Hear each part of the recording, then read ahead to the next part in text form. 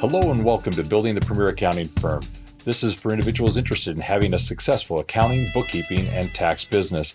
This podcast is actually dedicated to helping individuals with tips and tricks, speaking to the experts with ideas as to how they can actually market and sell their services more effectively, get the clients they deserve, offer quality accounting services, onboard them with confidence, build client relationships, and so much more. So in the process to actually build the premier accounting firm in your area, listen in and join us listening to this and other episodes, as well as subscribing to the podcast. I'm your host, Roger Knecht, president of Universal Accounting Center, and for more than 20 years, I've worked with accounting professionals to help them start and build their accounting businesses around the world. And it's in this process that I've had the fortunate opportunity of not only helping some phenomenal people actually build their dreams, but also made some great friends along the way.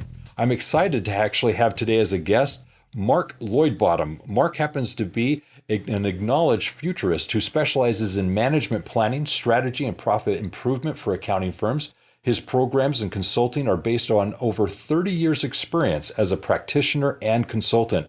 He has worked with the professional firms in 15 countries and has lectured throughout Europe, North America, and Africa. Mark is actually a practitioner for 16 years, having started his own practice in Bristol, UK in 1978. Now we're dating you there, Mark. Now, he happens to be the founder of the Practice Track and Practice Web, two companies providing marketing solutions to over 1,000 UK accounting firms. He's also served on various committees in the Institute of Chartered Accountants in England and Wales, including Tomorrow's Practice, the Profitable and Sustainable Practice Reporting, and the 2005 Added Value Professionals Committee. Mark was a non-executive director of SWAT, one of the UK's leading independent training companies for accounting businesses, for 10 years, serving as chairman for 3. He lectures for many accounting institutes and associations, including the UK Chartered Accountants and Chartered Certified Accountants. He also lectures for associations and institutes in Africa and North America. Now, Mark is the co-author of Clients for Life, published by the Institute of Chartered Accountants of Scotland, South African Institute of Chartered Accountants, and the Institute of Chartered Accountants of Australia and New Zealand. He is also the author of a wide range of books, papers, and DVDs. In fact, let me just simply say, Mark, you are an international accountant. Let's just start there. So welcome to the show.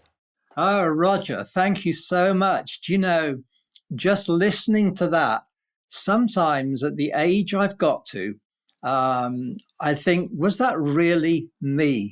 But, you know, I listened to that and I have loved every single minute of serving the profession. I even enjoyed, Roger, auditing.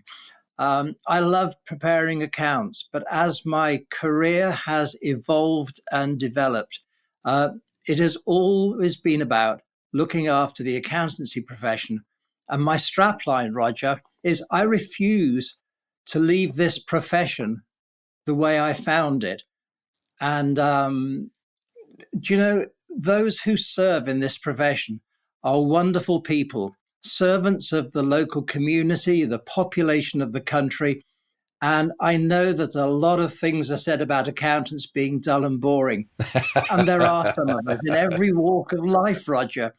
But I appreciate the entrepreneurship, the dynamism, the commitment to the profession, and the commitment to clients that is the hallmark of all of those accountants who have taken the time to listen to this and your other podcasts, Roger. Well, thank you. So well done. I applaud you for being part of the ongoing commitment to helping this profession continually, entrepreneurially adapt themselves today so that they can serve their community well tomorrow. Well, thank you. And you are right. What we're trying to do is actually help empower the accounting professional. In fact, one of the things that I really try to emphasize is a concept that I refer to as becoming an accountrepreneur. It's one thing to be a great accounting professional and be very good at what you do. It's another thing to take that leap of faith and become an entrepreneur, start your own accounting business, and in doing so, work with many business owners as they're running their companies. And so it takes a unique breed, and I love the enthusiasm you have for the profession because as you've traveled around the world, I know you've met numerous people that likewise have that same passion to help business. So I've got a number of questions I'm eager to ask you simply because I have so many exciting things that I want to share with the audience. And it first of all begins with, you're old enough, since you already played your hand in the bio to say 1978, you said it, not me. You're old enough to really give us some perspective. And so I want to start with just a simple question of what drew you to the accounting profession. Why did you become an accountant? And let's begin there. Oh my, Roger. You're going to ask me questions that I hadn't ever thought I'd be asked, but it's really simple. I was brought up in the Midlands in a city called Wolverhampton. And at the age of 2, my father absented himself from home. So my brother and I were both looked after and brought up by our mum. My brother, who's 6 years older, took a job as an articled clerk in a firm of accountants in Wolverhampton. And although when it came to my time to choose a career, although I went to other companies, and indeed, if you've come across the company Chubb, who make locks, they started here in Wolverhampton.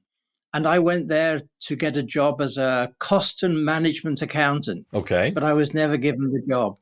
And I went to follow my brother. I went to the local Chartered Accountants Society, and I didn't have any dad to give me input.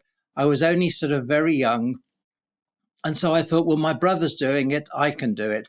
And so even to this day, the two of us are still practicing accountants, even though he is 6 years older than me. He's still going.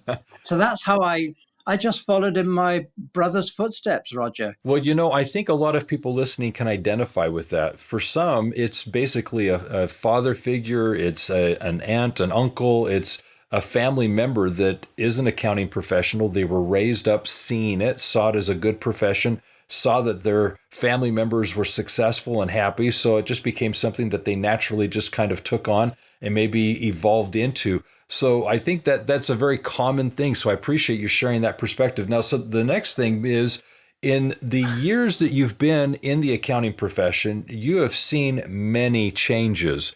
So I wanted to just ask, could you share with us maybe one or two of the more significant changes that you've noticed over the years that you feel have really improved our ability as accounting professionals to help small business owners?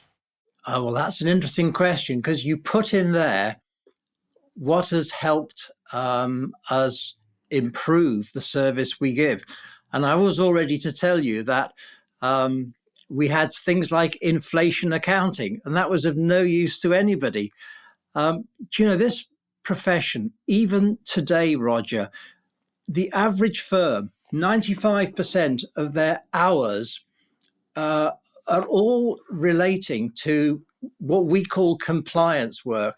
Or in fact, what I say to sometimes to accountants on my seminars is another word for an accountant is an historian.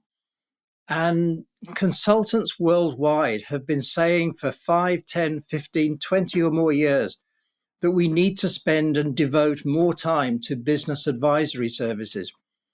If I was to answer the question first of all, so far as the future is concerned, there is no question in my mind that with so much of compliance now being digitalized, and notwithstanding the amount of work that COVID has generated, there is no doubt in my mind that we accountants, as trusted business advisors, need to make a much more serious attempt at helping standing alongside clients, interpreting the real-time information that they're now getting and becoming their external yet internal business advisors. But to answer your question, which I've been thinking about as I've been talking, Roger, how have we helped? And I have to tell you that in all honesty, I don't think we have. I could pay lip service to this, but what has the profession done? In collusion with government and regulators, we have introduced a staggering amount of standards, which adds no value to our SME clients. And we're charging them money to provide them with a stamp in the case of an audit, or in the case of satisfying the tax authorities, we're providing statements in the appropriate form that enable them to determine their commitment to the tax authorities or to comply with accounting standards. Maybe a brighter consultant could come up with a different answer.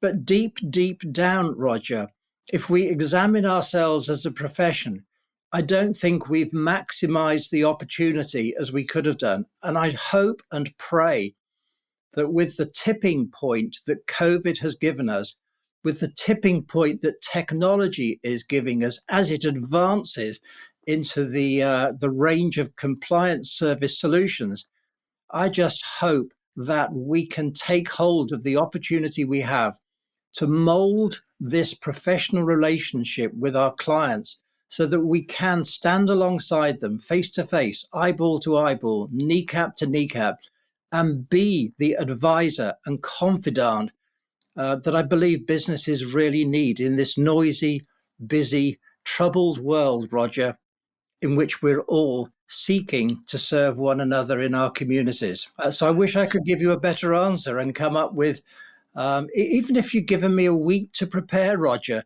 I'd probably still be thinking, oh, I'm not so sure I can answer this one. So there you go. Well, first of all, I appreciate the straightforwardness in which you answered that, because you are right on a few levels. One is there is a misunderstanding when it comes to accounting that first and foremost, this is just for tax compliance, or as you were saying, compliancy work. One of the things that I think a lot of business owners first see accounting as is just that necessary evil to be in business that they then use to justify what they are doing in their business from an accounting point of view to the tax liabilities that they owe. So in other words, we're actually now, as bookkeepers, accountants, just helping prepare the reports that tell the business owner what's taxable income and what they're going to be owing. And that's a very minimalist view of what the accounting work is. It is more than compliancy. It's more than financial reports. It's more than meeting the tax requirements. It is, like you were describing, an opportunity to actually help now the business owner from an advisory point of view or a coaching point of view actually understand their business, listen to the business, because it's the numbers of business that make up the language of accounting. And what we're trying to do is we're trying to actually help the business owner understand the heartbeat of their company. And at the end of the day, as accounting professionals, we're missing sometimes the opportunity to actually be that translator, that communicator of this information to empower the business owner to make more informed business decisions. So I like how you were describing that there's still more for us to do. But here's the thing that I want to just kind of ask, just because of your perspective.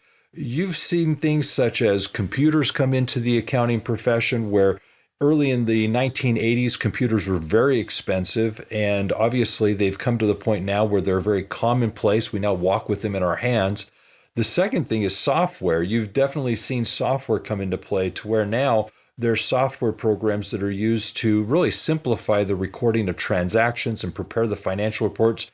You're from an age where it took maybe days, if not longer, to prepare a month-end report, where today you can, in the software, just select the date range, run that report, and within 60 seconds, not only have the information, but print it out and start highlighting the information and drawing conclusions from it. So the speed in which we have access to the information is now real time.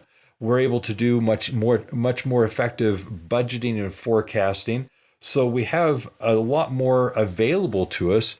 Would you add anything more to that summary that I just shared?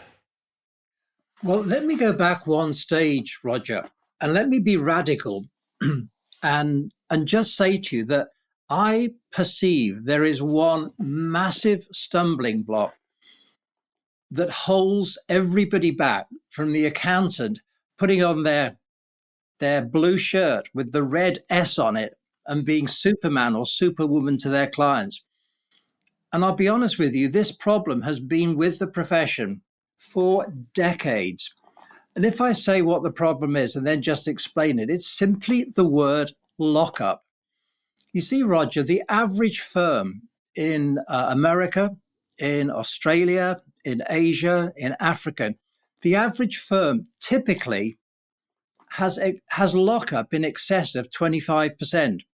In other words, 90 days of work in process and 90 days of receivables or debtors.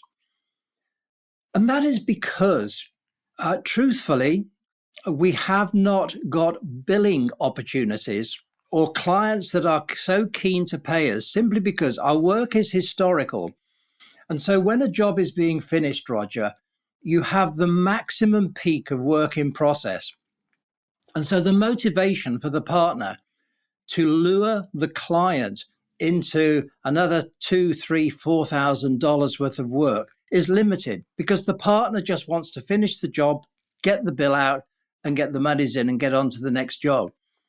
Equally, the client who may not have paid the interim fee also knows that at the end of the job, there's going to be another bill, as well as clarification on what the tax authorities are owed.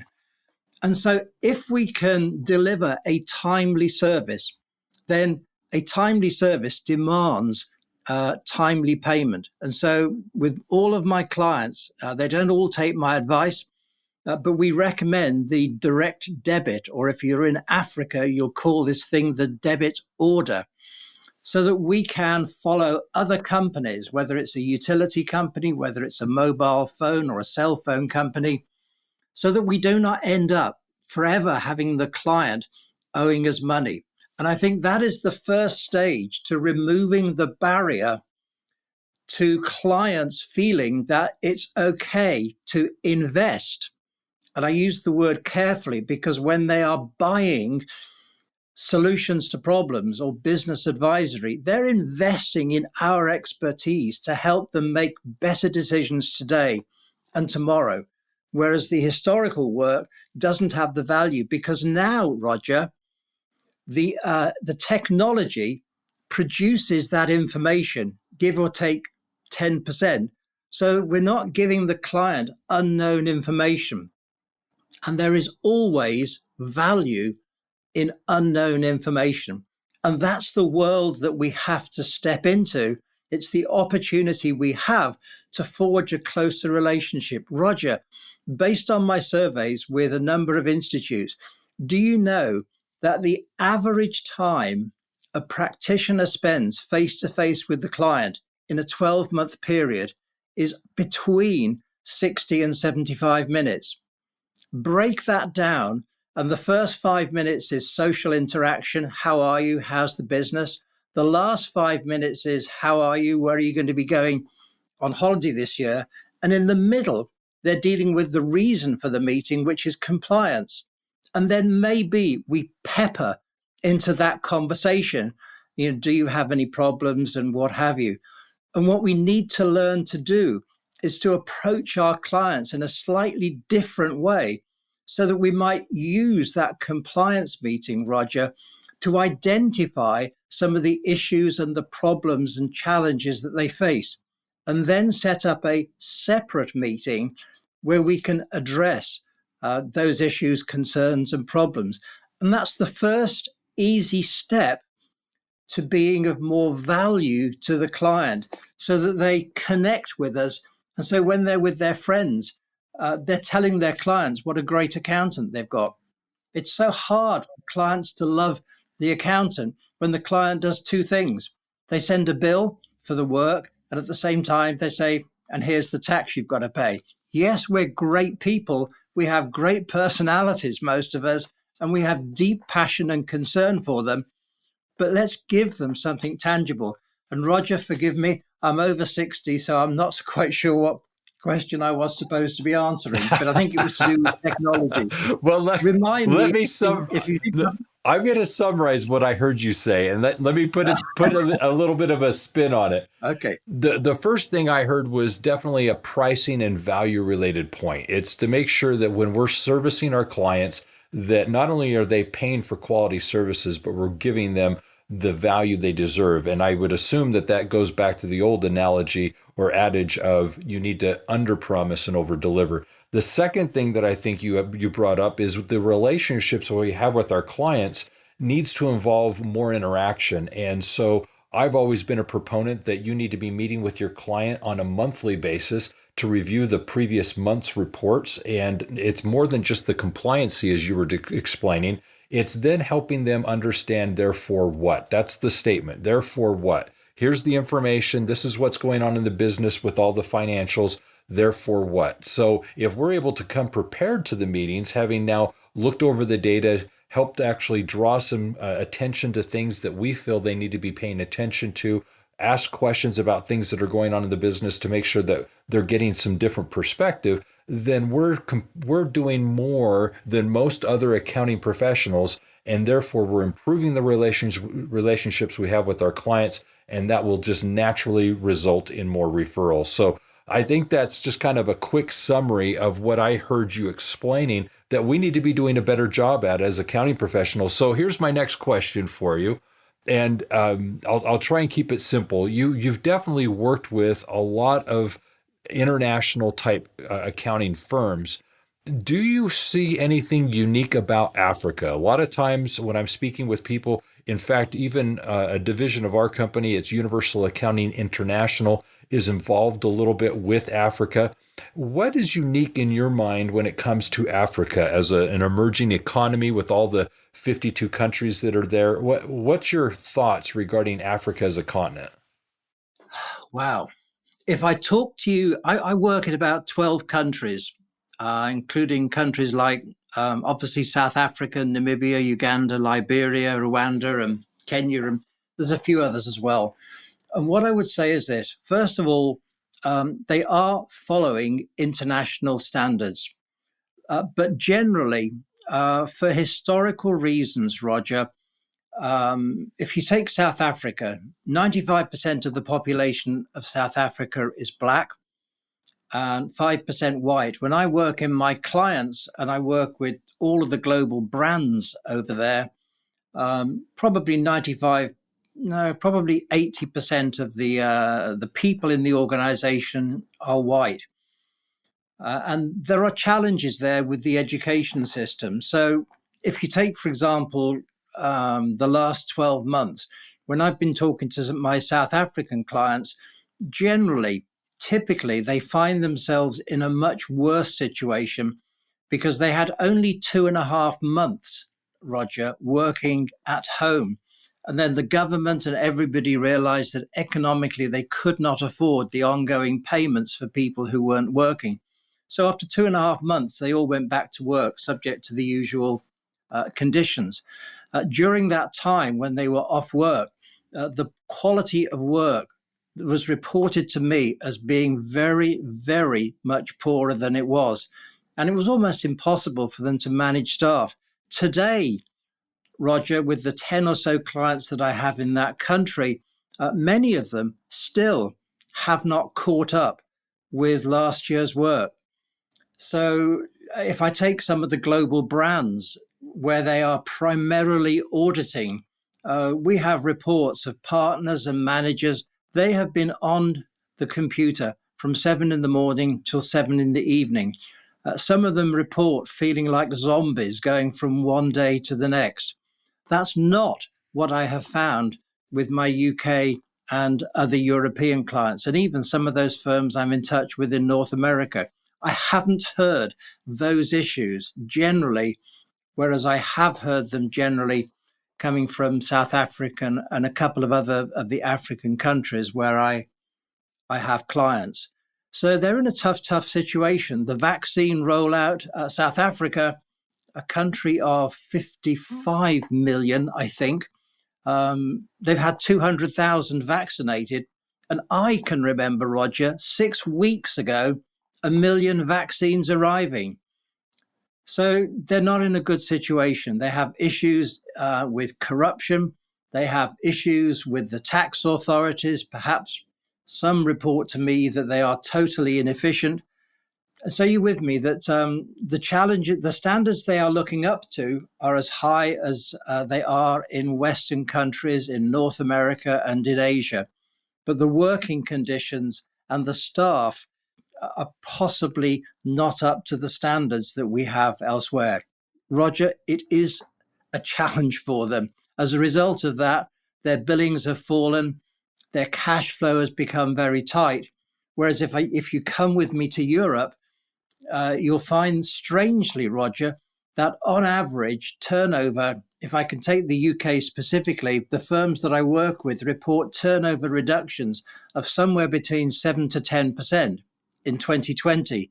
But amazingly, profitability has increased and cash flow has increased. And you might say, how can that be? And it's because when we had the furlough system introduced and when we were all forced into lockdown, staff costs went down. Some of the firms released the underperformers. And funnily enough, some of the costs went down. Stationery went down to almost zero. Travel costs went down to almost zero. Energy, light, heat. And with the falling interest rates, interest costs have gone down. So it's a range of factors that combined. And the only thing I would say that took recovery down was that with all of the government grants, some clients just couldn't be billed because they were in such a difficult situation, maybe facing bankruptcy. And so that tended to increase the write-offs on some clients. So I've segued from Africa to Europe, and I hope that gives you an overview of what we're finding in those two continents, Roger. Yes, it is a little different. I've just recently been having conversations with some of my contacts in South Africa, and you're right, things were somewhat difficult there with the pandemic going on. It became very difficult. One of the things that is a regular occurrence with my contacts in South Africa is they always bring up the rolling blackouts, the rolling brownouts that occur on the electrical grid. They have to go to generator power, and that does disrupt the workflow of the day and impact their productivity. So that's been a common thing that I've heard of just recently. And then the other contacts that I've been working with is we've been doing some things in Kenya. And in Kenya, there's been, like you were describing, there was an initial retraction and basically everyone going to work from home. Those that had access to the internet, which was limited and so forth, they basically tried to do like everyone else, just try and stay afloat as they were trying to deal back in 2020 in the spring as everything started to ramp up with the problems. But right now, the thing I'm pleased to say is I think this has become the new norm. I think everyone has become very comfortable with the current circumstances. And in many instances, like you said, people are actually doing better. I'm happy. I'm blessed to be able to say that all of my clients actually ended 2020 as good, if not better, than 2019. And the other thing that was quite important is even though they had in March, April, May, a huge disruption, a lot of uncertainty, they were able to make it up during the latter part of the year. And so they're starting 2021 with a good perspective, good situation, very optimistic. They feel like they've dodged the bullet, if you will. And because of that, their confidence about dealing with future challenges is even greater. So a lot of the clients I'm working with are very optimistic and positive. It's not to say they don't have their challenges, but it does say that they're actually more encouraged about the current situation. So that's very important. Let me ask you one more question, and then I'm going to change gears on us. The next question I have for you is, I know you work with a lot of accounting firms. You work with the owners of the firms, the partners. As you do, tell me one thing, maybe two, but one thing that you feel is important that all of them know and realize as they're running their businesses. What's the advice you give them?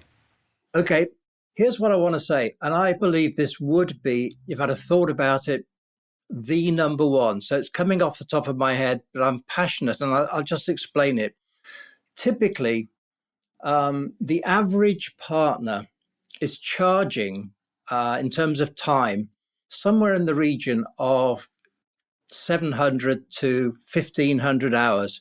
Roger, you and I know there is no standard in the profession. If you look at benchmarking surveys from IPA, based in Indianapolis, IPA report the average for a partner is somewhere in the region of 1075.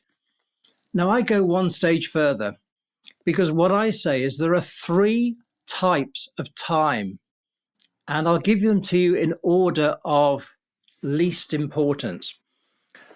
The third component of time out of that 1,000 hours that accountants are charging is time that's spent behind the accountant's desk, because nobody sees that.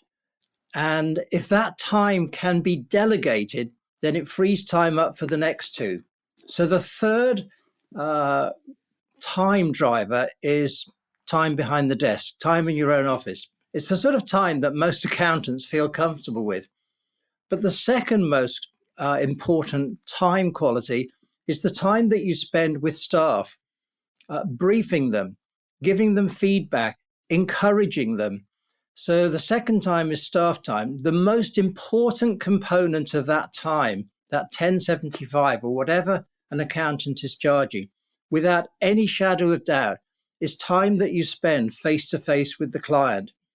And bear in mind, the surveys that I've had done by institutes indicates that the average time is only between 60 to 75 minutes.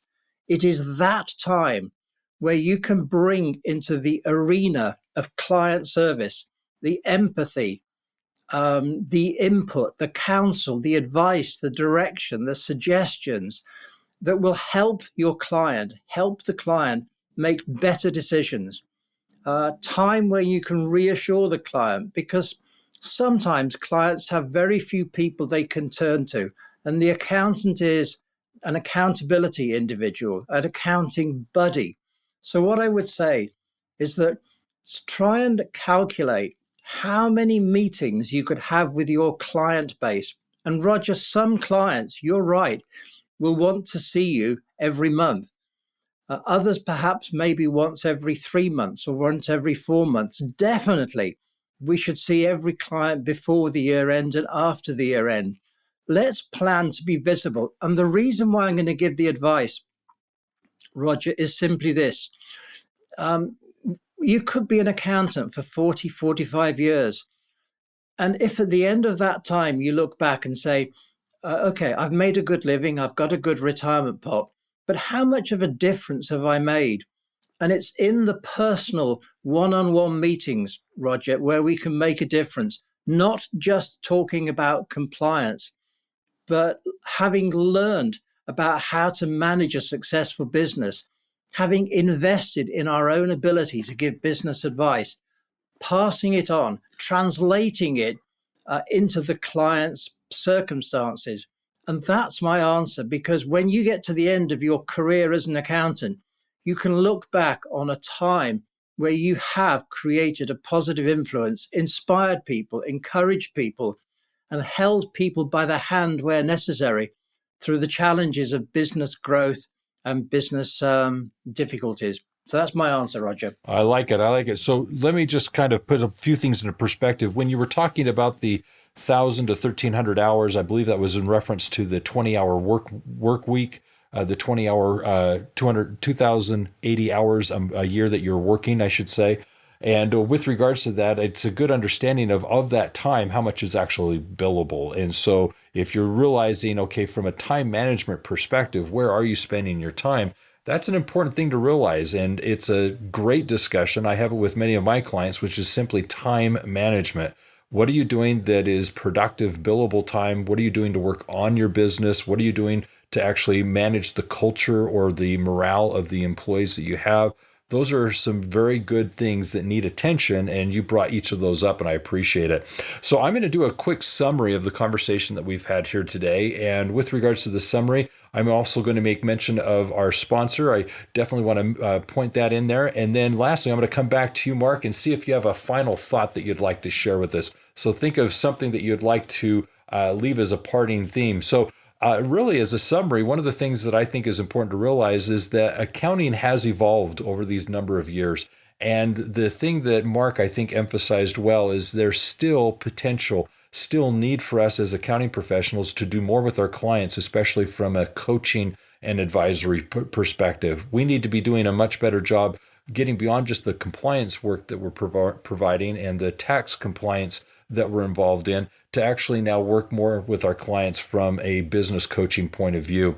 The second thing that I'd also mention is that Mark emphasized that with the pandemic and with things changing, it is impacting the business models around the world. And so we are seeing that with the working from home, with the different things that are impacting our ability to do the traditional things that we might have expected, we've now evolved into a new normal. And the business is something that we need to become accustomed to and ready to do. So I appreciate his bringing that to our attention. And then these other final thoughts of how we need to actually be more aware of our time and how we're basically working for our clients, working on our business, and working with our staff. So with that being said, let me also just share a few things about our sponsor. The sponsor for today's episode happens to be Universal Accounting Center. And in the episode description of this podcast, you'll find information that you'll want to take advantage of. The first thing that's being made available today is a little bit of information on how you can become a profit and growth expert. This is information related to what Mark was sharing about getting more involved at an advisory or as a coach with your clients. So I encourage you to find out more how you can become a profit and growth expert and implement strategies with your clients to help them actually work on their businesses and, in fact, focus on the things that matter most, such as making profit a priority and building value in their organizations. The other happens to be information regarding Universal Accounting International. We spoke briefly about Africa. I'd like to introduce you to what's going on in Africa and see what we're doing there to help the bookkeeping and accounting communities, which you could also become a part of. And so check out what's going on at Universal Accounting International. The last happens to be your opportunity to get a copy of two books that I think are necessary for every library for an accountant. And that happens to be the book In the Black, 9 Principles to Make Your Business Profitable. This is an excellent book to help you actually work with your clients in a coaching capacity to apply the 9 proven principles that they need to emphasize to be profitable. And it's your ability as the accounting professional to bring this to their attention and help them implement. These principles are also applicable to your own company as well. The last item happens to be the book Red to Black. This is a how-to guide for accounting professionals to help business owners with the most common challenge they face, which happens to be cash flow management. So check out now what you can be doing to actually implement the strategies of Red to Black and In the Black with your business and your clients today. So real quickly, Mark, what final thought would you have to share with us as we wrap things up here? I've got 5 points, but you don't want 5. So here we go, very quickly. We have to learn to move on from 20th century language into the 21st century. So never, ever say to a client that you need to increase the fee. Change the language and talk to clients about adjusting the price. And out of my other 5, I'm going to choose one. And I'm going to suggest this to you. In order to give yourself permission to talk about business advisory services, whenever you hold your year-end meeting with the client, send them an agenda. And the agenda has got 4 components to it. The first one is going to be seeing how they are. The second one is talking about compliance. The third area is talking about the other things that you could do for them, having inquired what their problems are. And then finally, every accountant should ask a client, maybe once every couple of years, is there anybody else that you know that would make a good client for our firm? In a survey by an organization in the UK, 95% of clients said they were happy to recommend the accountant. But in answer to the question, have you ever been asked by the accountant to recommend, 92% of them said they'd never been asked to recommend. And here's what I'm going to say, Roger, finally. We are business people, and it makes good business sense to ask happy, satisfied, content clients, do you know anybody else that would really appreciate a good accountant? Roger, I want to thank you for the opportunity of sharing with you. It's been way different from what I expected. For those of you listening, I gave Roger 5 questions to ask me, and I've got answers to all of them. And bless you, Roger. I love this. You've not asked me one of them. So maybe another time we could meet again.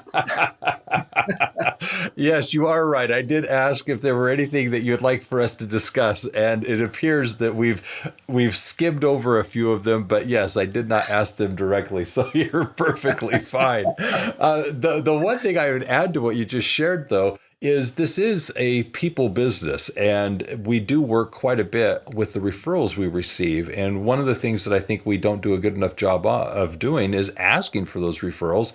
And one of the things that I think we need to recognize is birds of a feather flock together. Business owners know other business owners. And so when you're providing quality accounting services, it's very natural for them to know someone else that could benefit from the work that you're doing. So very good ending statement, and I appreciate that. It has been fun, Mark. I appreciate your insights. I appreciate you taking the time to share with us a few of your thoughts. You're a very accomplished person. You've had a wonderful career, and I commend you for that. I hope that we're also, each of us, as blessed as you are at that time when we're ready to look back on our careers and see what's happened. So with that being said, let me just end things by saying, if it's about accounting, it is universal. Always remember that. Be sure to listen to our other episodes and subscribe to our podcast, where we actually speak with the experts and, more importantly, find out tips and tricks of things that you can be doing to work on your business to, in fact, become the premier accounting firm in your area. For more information on how you can apply these principles in your business and, in fact, become a certified accounting professional offering quality services, check out universalaccountingschool.com.